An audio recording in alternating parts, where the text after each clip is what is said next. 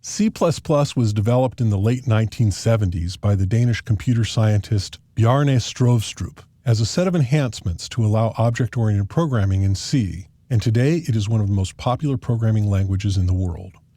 C++ is a powerful and flexible general-purpose programming language that allows programming in a number of different paradigms, including object-oriented, procedural, functional, and generic programming.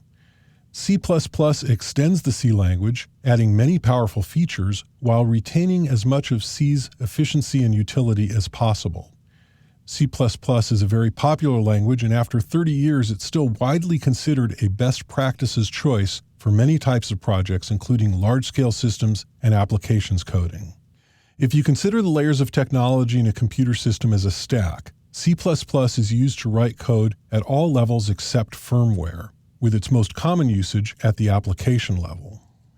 Today, vast numbers of medium to large-scale applications are written in C++. The list is huge. It includes Microsoft Office, Adobe Photoshop, Illustrator, InDesign, Firefox, Google Chrome, provisioning, service, and billing systems for major phone and networks.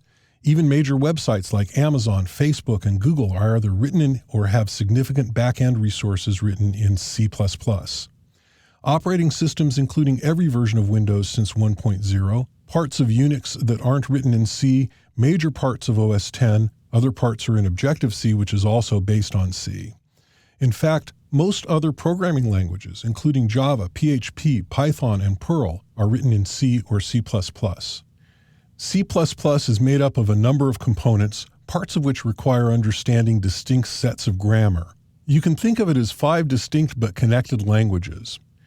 As part of the C language definition, the C preprocessor is also incorporated in C++. The C language itself is the basis of C++ and is entirely incorporated in its definition.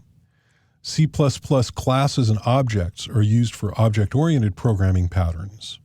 C++ templates are part of the C++ language, and the C++ standard template library, sometimes called the STL, which provides a tremendous amount of common functionality, along with the C and C++ standard libraries, is also a part of the C++ standard.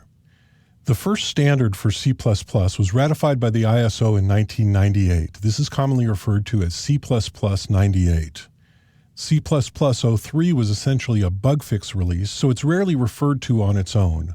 Most compilers that support C++ 03 simply refer to it as C++ 98. Technical Report 1, or TR1, is mostly a set of library extensions, including regular expressions, smart pointers, hash tables, and random number generators. Most of this became part of C++ 11. Ratified in August 2011, C++ 11 is the first real extension to the C++ standard. It provides a number of new features, including a range-based for loop, type inference, lambda functions, an unambiguous null pointer constant, and most of TR1. This course uses C++ 11, and the latest versions of all of the major compilers in use today support C++ 11. To thoroughly learn the C++ language, I suggest that you take this entire course in order. On the other hand, C++ is a big subject, and you may want to skip around some. Here's an overview of what is covered and where. Chapters 2 through 7 cover the C language. C provides all the basic syntax for C++, so this is a vital foundation for learning C++. Chapters 8 and 9 cover the object interface for C++. This is essential for all object-oriented programming and concepts, and is used in other parts of the language, including templates and the STL.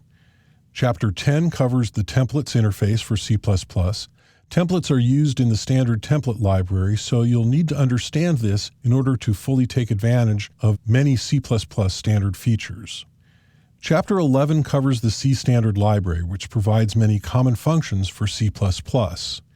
Chapter 12 covers the standard template library.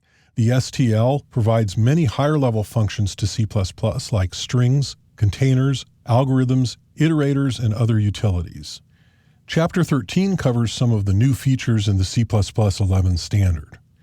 The C++ programming language is clearly one of the most important languages in computing today. It is the go-to language for many large and small projects and forms the basis of many other popular languages like Java, C#, PHP, and many others.